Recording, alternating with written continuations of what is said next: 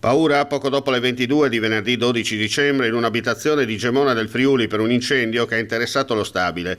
La causa, un malfunzionamento di un elettrodomestico. L'incendio ha causato molto fumo ma non ha coinvolto persone.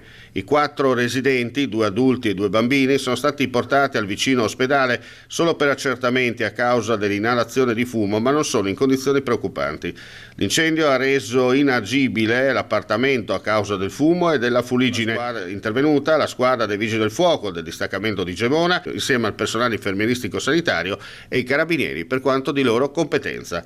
Tra i primi a intervenire Roberto Revelant, sindaco di Gemona, la sua testimonianza alla nostra emittente. Ho trascorso buona parte della notte proprio lì, per fortuna non ci sono stati infortuni gravi, anzi sono stati già dimessi durante la notte tutte le persone coinvolte.